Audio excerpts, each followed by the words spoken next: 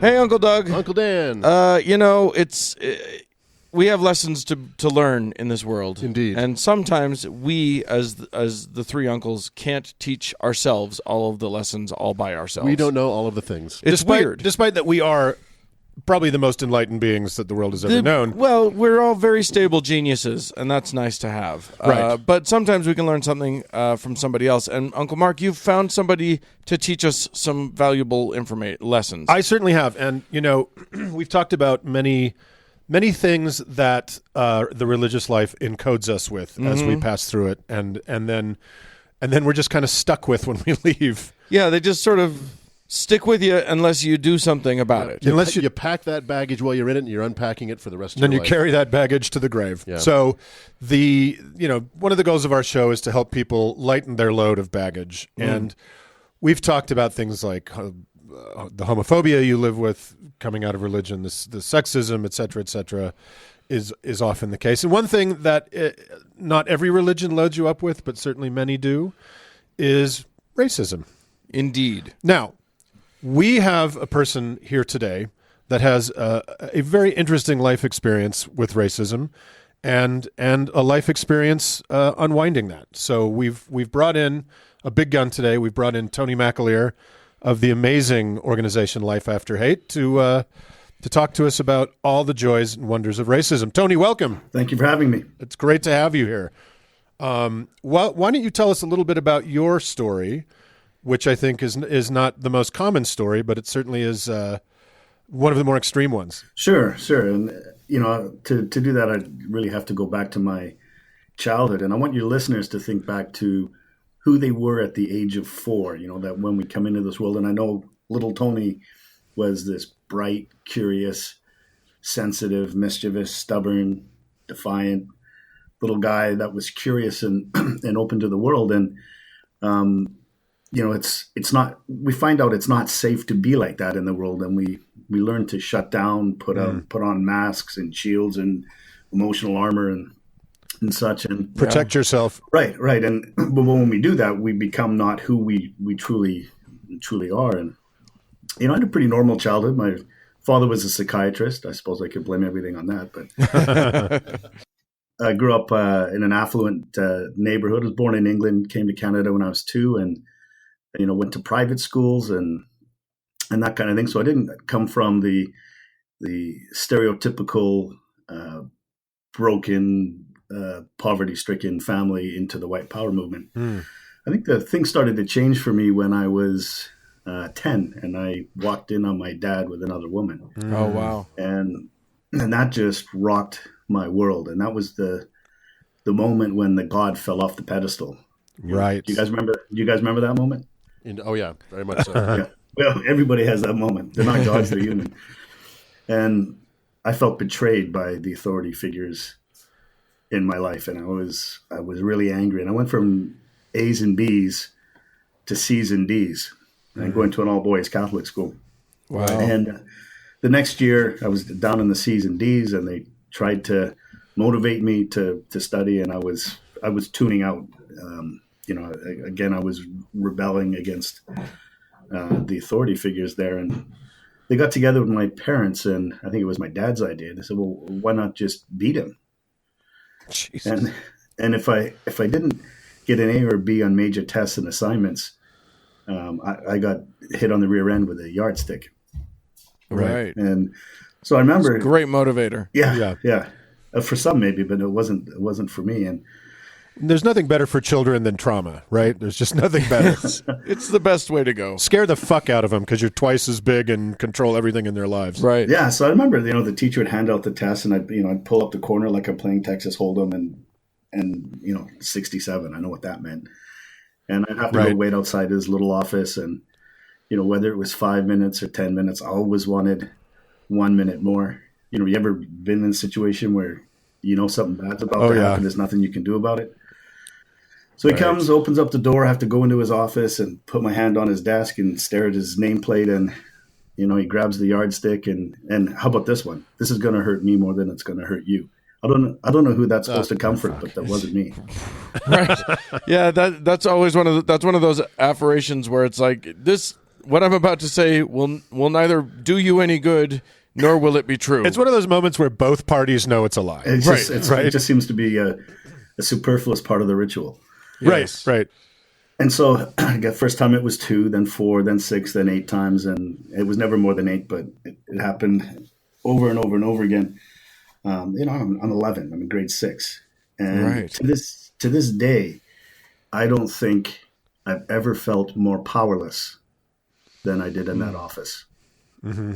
Absolutely. And it didn't work. I continued to rebel. By the time I got through to grade 9, the school kind of gave up. They brought my parents in and they said, look, there's not any one thing he's done worthy of expulsion, but his general level of defiance and being a pain in the ass, just take him somewhere else at the end of the year and we won't expel him. And I ended up wanting to get in touch with my English roots. So I went to boarding school in England.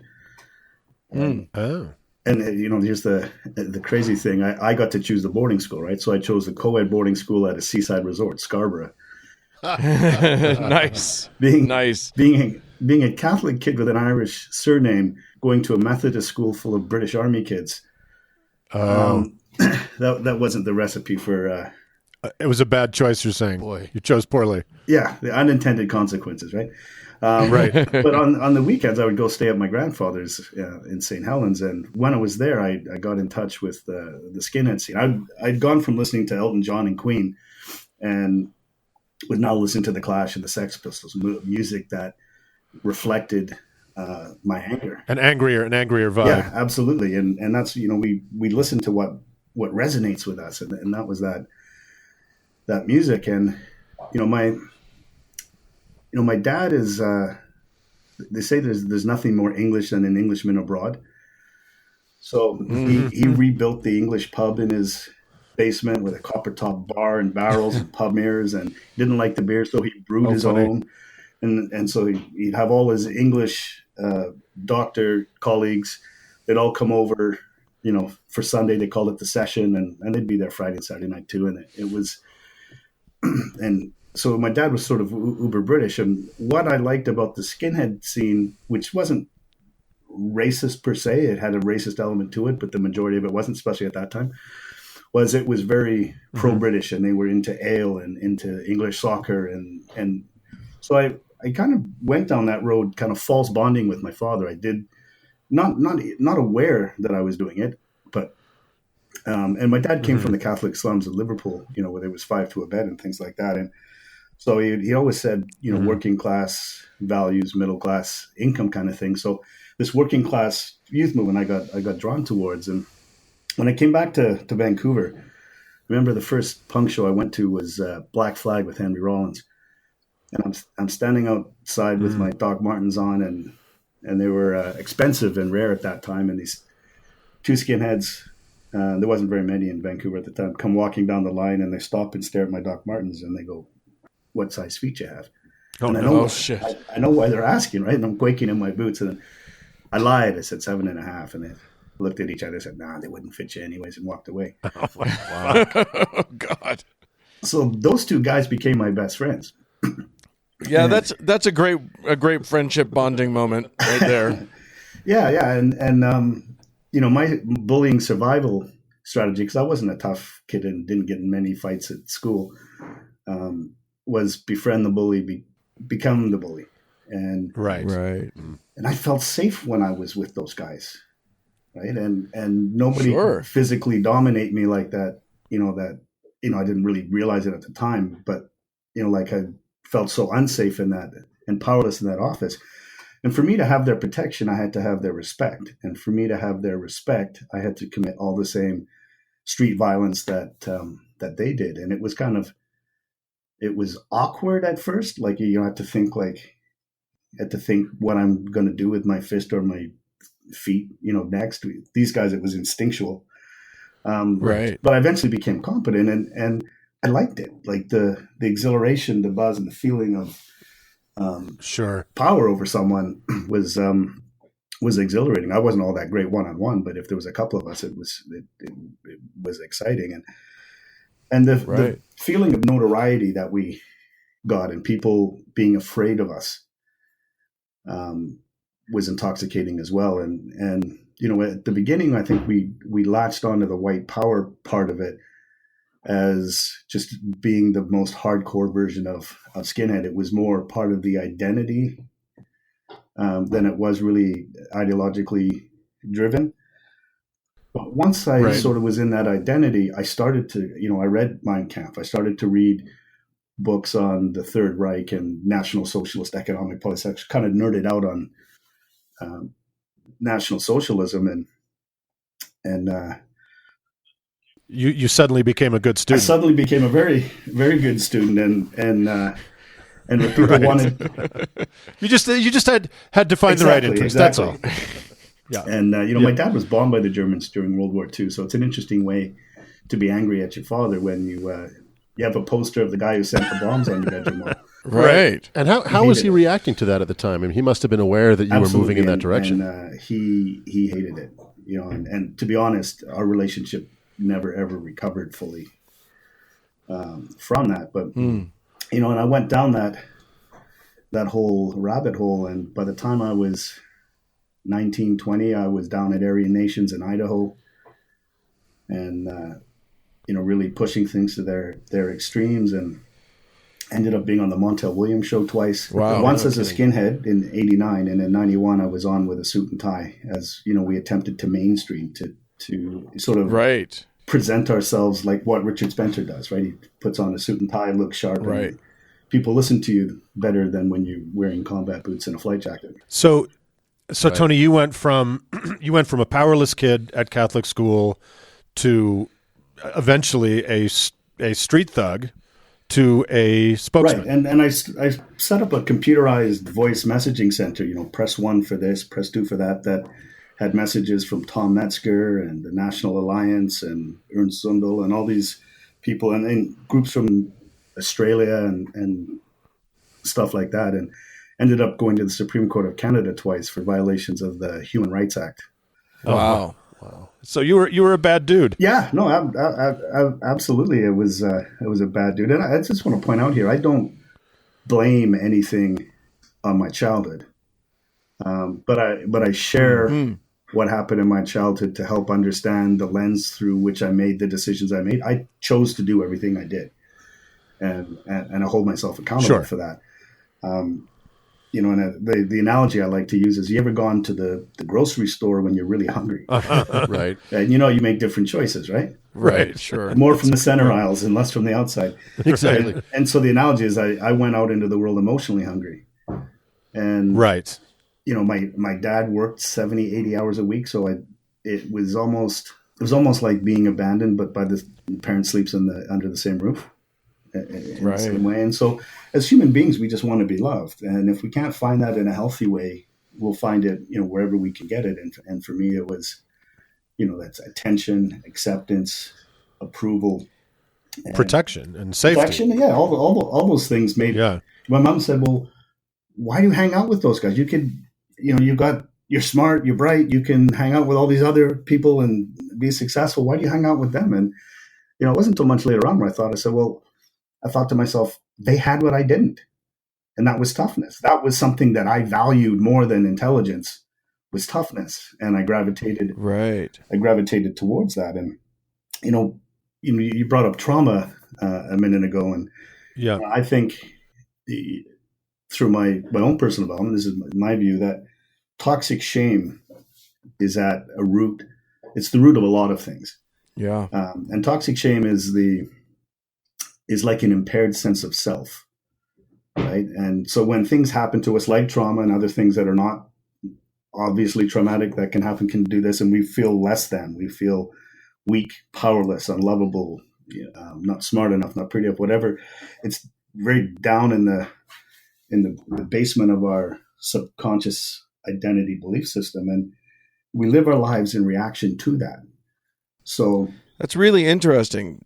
Do you feel like the shame, because it occurs to me that the shame might lead to a spiral that puts you in the position of going back to, like, so the shame brought you into this group of people, and then something in you must have known that all of this violence, all of this hatred was on some level, in some sort of way, wrong or bad or deleterious to your humanity or something, which then might feed the shame cycle even further. Like somehow to be ashamed of that.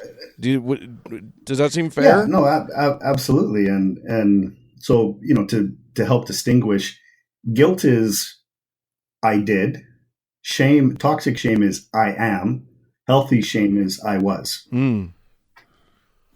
And that's interesting. And the I am is at that deep level. And the more I did stuff, it felt wrong at the beginning, but then I just learned to shut that stuff down. And you probably, if you encountered me sort of at the height of all of that stuff, I probably would have presented as a sociopath.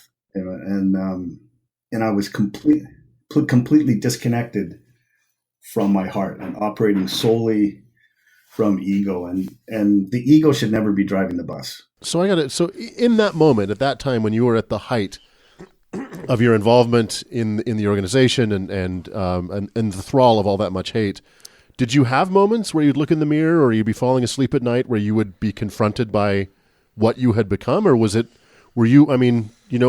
still a voice somewhere down in there? I was drunk on power. I was a narcissist and an attention whore, and I was getting so much out of it that the thought of giving it up was, I didn't think about other people. Once you become disconnected from your heart, you only think about yourself.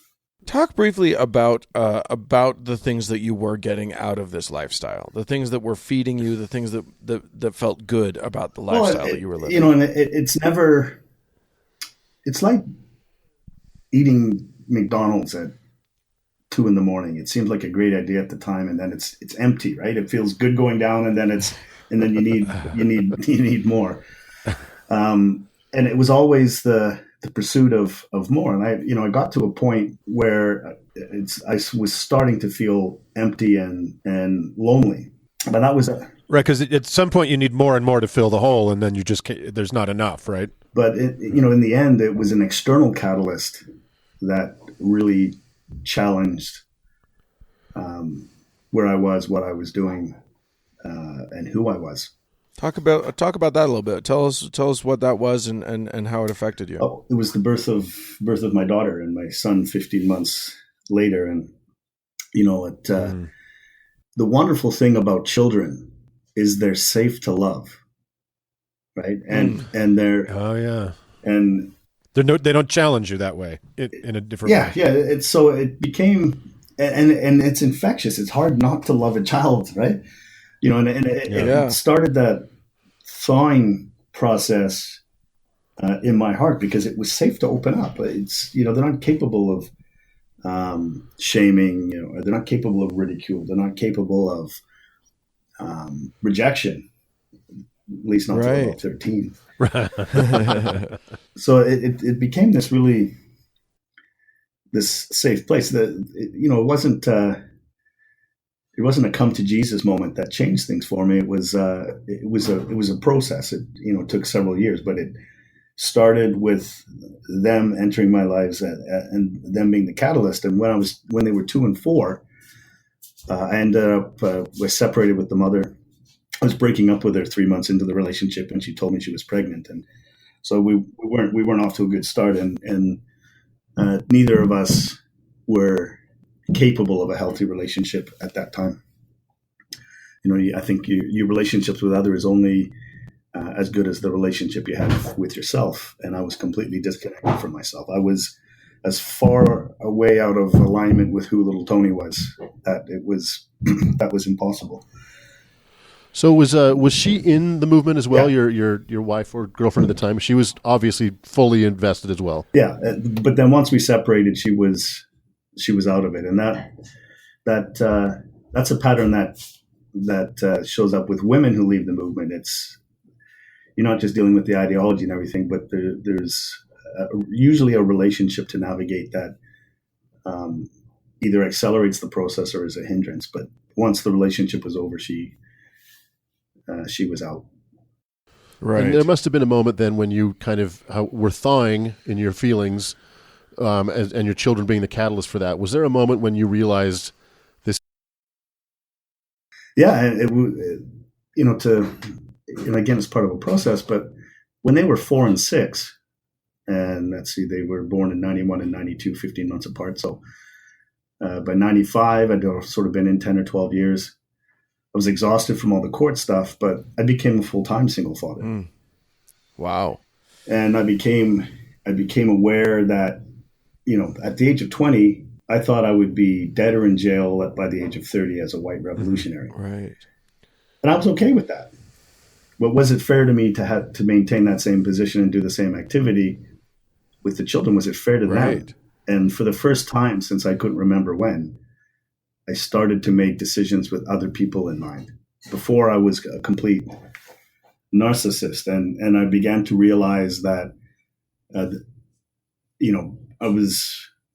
was almost unemployable because I was so high profile. Nobody would want to hire me. So I was affecting their quality of life because of limited income opportunities. My mom had to take them to preschool so that the other kids' parents wouldn't know that they were my kids. Right. Wow. And take their kids out of school. And and when they were born, they sort of gave me a choice and a challenge.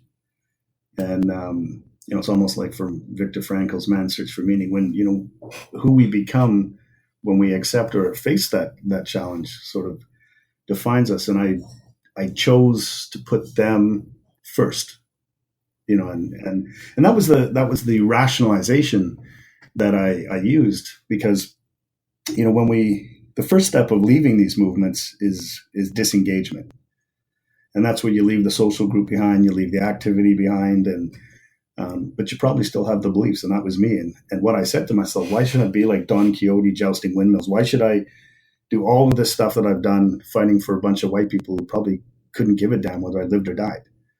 If I really want to make a contribution to the white race, I'll make sure these two children thrive and survive. And so that was because the challenge when dealing with anybody enmeshed in this ideology is ideology and identity are intertwined.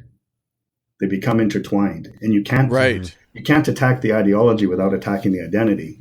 Yep. We find that a lot when you talk to a religious believer or whatever. You're not just talking about their beliefs; you're talking to them about who they are or how they perceive themselves as a person.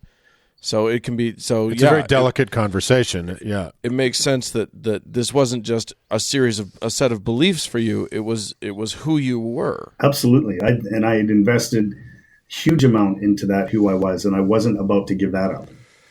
And so I had to pivot ideologically and make it about my children and what's best for them. And that meant leaving the movement and the dysfunction and the garbage behind and just work on those two. That was how I did the ego is capable of incredible gymnastics in order to rationalize. That's Absolutely. How you justified it to your white power self, was I'm going to preserve the white race by making these two white kids capable of carrying on whatever. So once you disassociated yourself from the movement, was there a moment where you disassociated yourself or began to from the hatred and the racism? And so when we separate ourselves from the movement, that process starts to happen to some extent naturally. American History X, when it came out in 1998, just had the 20th anniversary of that film recently. Have you guys seen it? Yeah. Oh yeah. Yeah. So there's, I'd already decided I'm on my way out, but the scene where he's in prison and he's getting stitched up after getting raped, and the history teacher comes in, asks him the question, Derek, has anything you've done made your life better? Mm-hmm. And I remember watching that, and he breaks down crying. And the first time I watched that film, I broke down crying because I asked myself the exact same question. And, what did I have to show for it? Nothing. Right. Well, you got those Montel appearances, so there's that. Yeah. So now, you made it out and you had this amazing kind of road to Damascus, slow motion road to Damascus moment.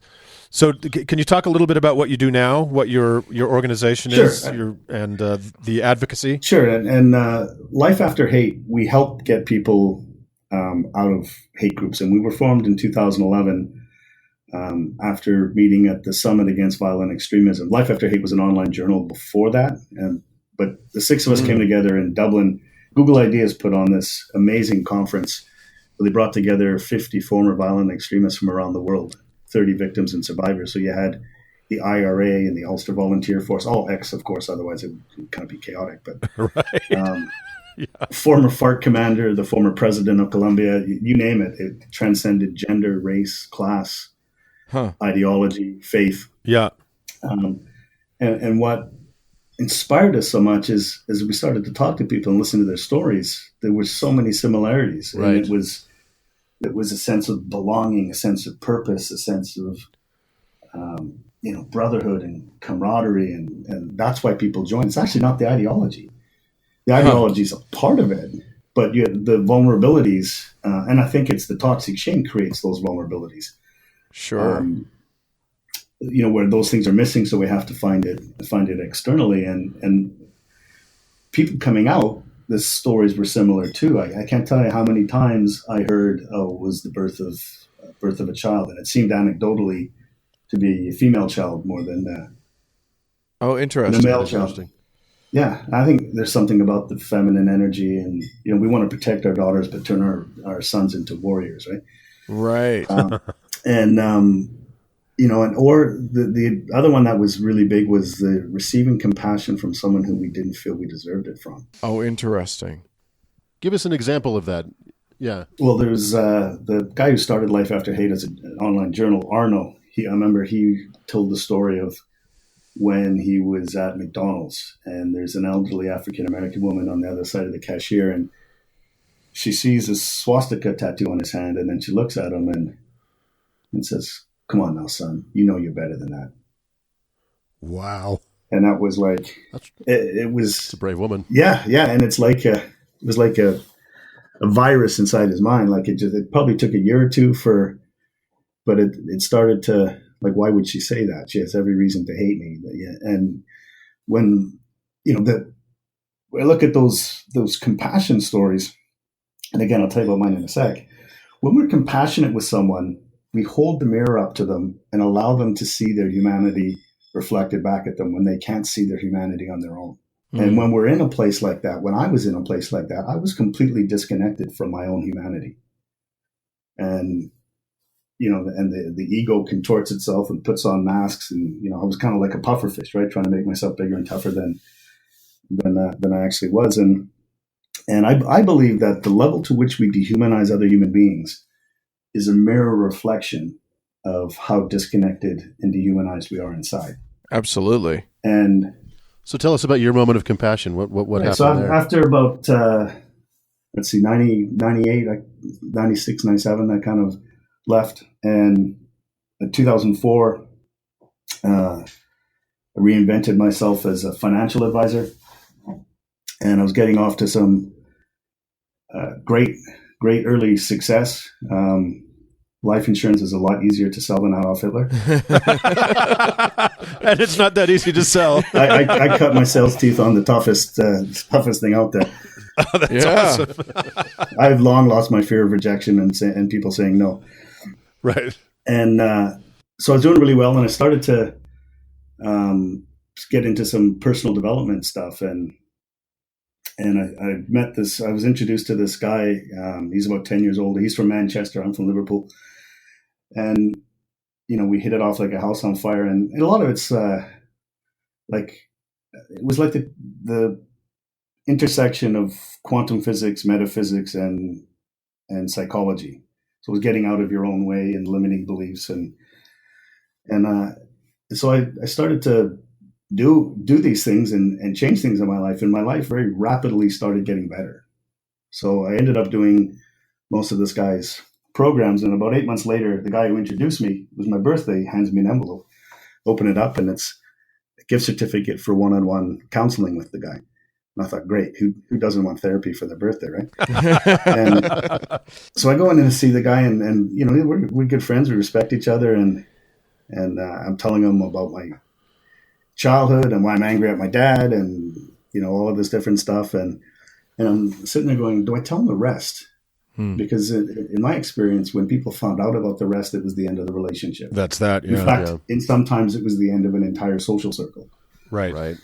Like in a heartbeat. It just ends. Right. And that's the price I had to pay for being an asshole, right? I mean, it's I didn't look at myself as a victim with that. It was just the price I had to pay. So he's looking at me and he's going like, "Come on, mate, just let it out. You look like you're trying to swallow 3 golf balls." And reluctantly, I started to tell him about being a skinhead and being a neo-Nazi and the violence and Aryan Nations and all of that stuff. And the more I tell him, the more he leans in and the more he's smiling. And I'm like, I'm getting annoyed. It's my first therapy session and you're laughing at me and I'm being vulnerable.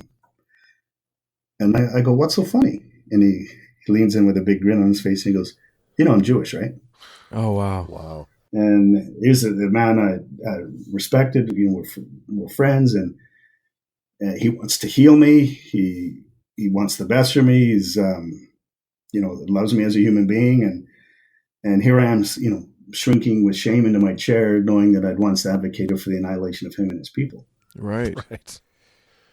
And that became really the beginning of a coaching, mentoring, counseling relationship that goes to this day. And the important thing about compassion is it has to be accompanied by healthy boundaries and consequences. Sure. And that's when it really, makes it work. And he did that to me. He said, "You're going to go on stage and tell your story." And I'm like, "Oh, hell no! I'm just beginning this lucrative, financial services career, and Right. that would be disastrous if I did that right now." But he kept kicking me in the butt and pushing me on. And in 2011, I got involved with Life After Hate, and in 2012, I went public as sharing my history and the lessons that I've learned. But in the space between 2005 and 2012, we did both individually and in a group setting, did a ton of work that was healing, stepping out of understanding the conditioning that I was running. And once you heal the wounds, or you can see where the conditioning starts from, you become conscious of it and it can go away, right? But you have to sort of take that deep internal look into the basement of your subconscious and look at things that are uncomfortable to look at. But he was brilliant in taking me there, and it's funny with some of the work that I did with them. In the matter of weeks or months, the relationship with my children changed how they dealt with me, because if we change who we are in the world changes how it relates to us, and it was always positive improvements, like layers of an onion. Every layer you peel, your life gets better. You just keep peeling, right? Even if it's uncomfortable, even if it's something that we don't want to do, but stepping outside of the comfort zone and accepting who we are. And what I've learned is, the more I live my life in alignment with who little Tony is, the better it is. The more I live my life out of alignment with who little Tony is, the worse it gets. And so that's sort of been my... So have you faced, you mentioned you were afraid to come out as a former skinhead because of the backlash you'd face in your new career. Have you faced any backlash because of that? And also, have you faced any backlash from the movement you left? Surprisingly, not that much. I think, I had a number of Jewish clients, and I think there was only one of them that left, and I told them all ahead of time, except for that one, because I didn't know how to tell them, and I was afraid to tell them. They were my biggest client, and I think because they found out about it on TV instead of from me, I think that and that was a lesson to me, is be vulnerable. Yeah. I think everybody loves a redemption story. I think that's for people to know that's possible, that you can come from the depths of a place you were in to now you're working the other side of the street and trying to help other people escape from that. I think that's, I wouldn't flee you as a client, Tony. I would actually find that impressive. I just don't have any money for you to manage. That's why we asked you on. Do you have any money, Tony? Yes. Okay, well, Tony, given your experience and what you've been through and what you're trying to help other people to do, when you see things that happen in this country right now, kind of this upsurge in white supremacy and hate, like what happened in Charlottesville, or that very famous photograph of the entire senior class at that high school giving the Nazi salute, what do you see, and what do you think when you see those photographs, and what do you recommend for people like us and our listeners when confronted with that kind of hate and that kind of sentiment? I think what we have to understand is societies are very complex ecosystems, and actions and activity that seem to be on the fringe, like the things you were just talking about, Charlottesville and that classroom, Seekeiling, and the class picture, are informed by mainstream acts of intolerance, right? So what happens in the middle changes where the end is, and what happens at the end changes where the middle is. And I think it starts with little acts of intolerance, which give permission to a little bit more acts of intolerance, and it ripples all the way down to the end where extreme acts of intolerance become more and more mainstream. So it's a whole of society problem, and it's a whole of society solution. And I think so for people want to understand what they can do, I think we need to be courageous and more active as bystanders, to say, hey, that joke's not cool, because right. It starts with jokes, and as it ripples through society, well, if that's okay, you end up with more extreme things at the end. And I think it's not helpful to think that a piece of legislation or a different president is going to make it all go away. It's not. And so we have to think of who we are going to be in every moment of every day, right? And there's two places that we operate from as human beings: fear and love. And I think we need to ask ourselves, which one am I going to operate from? And I think there's division and dehumanization happening on both sides of the political spectrum for different reasons and different targets. But I don't think that hating everyone that voted a certain way is helpful to the situation either.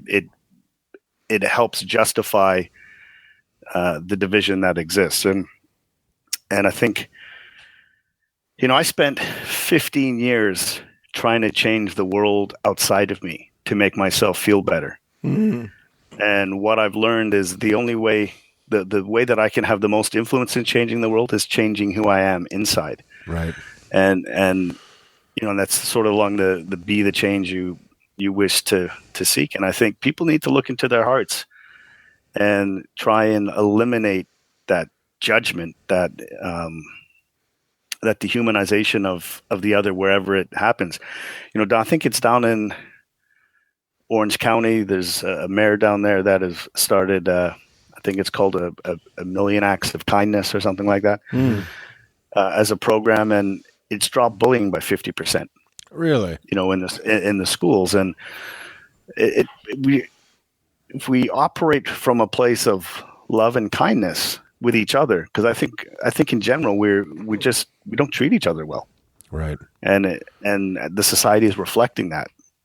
And I think we need to, give an act of kindness or compassion to someone who we feel doesn't deserve it, and pay attention to how that makes you feel, and pay attention to how it makes the other person feel. There's, when I look at politicians today, and there's a very famous politician, I won't mention his name, but when he had a brother die of a drug overdose, and he doesn't drink himself. What that tells me is that there's an alcoholic parent, and there's the need to win all the time, the need to sort of dominate and win every transaction like it's a zero-sum game. Right. That tells me that person doesn't feel like they're a winner. They're constantly having to prove it to the world. Right. And from that point, I go, well, there must be an alcoholic, abusive parent there. And so when you look into people when they're behaving a certain way, are really just, they're projecting their wounds so many of the times. It's like the toxic shame thing. Sure. And when you understand someone's wounds, you understand them better as a human being. You don't just judge them for the label. And I think behind all of this stuff there is room for compassion. Now, compassion again with healthy boundaries and consequences. Our executive director, Sammy Rangel's got a great line, and he's a social worker: never condemn, never concede. So when we help people, we listen to them. We don't condemn them, but listening to them doesn't mean you accept their values either. Right. And we never concede on our values. We never concede on our values. And, sometimes people just need to be listened to. And I don't think we do enough listening in our society. Everybody wants to talk. That never condemn part is going to be tricky for, the internet. But I do feel like that's a useful way of looking at things, and maybe that's a beautiful sentiment on which to leave this discussion. Is just that if we can come from that place of love, if we can find a way not to condemn each other, it does seem like that's the path to healing for the whole world. I mean, right now our country, you're up in the Great White North there, but in our country, there's a lot of ugliness happening, and yeah, I don't know if you've noticed that, Tony, but yes, you probably haven't heard about it. So anyway, well, listen, Tony, you're a prince. Thanks for sharing your story. If people want to find you and help support and become aware of the work you do, where will they look? Lifeafterhate.org is where you can find the organization. My email address is tony@lifeafterhate.org, and on Twitter it's @McAleer. Very good. Great. Thank you so much, Tony. Tony, thank you so much. We really appreciate you coming on. Thank you. All right. Moving on.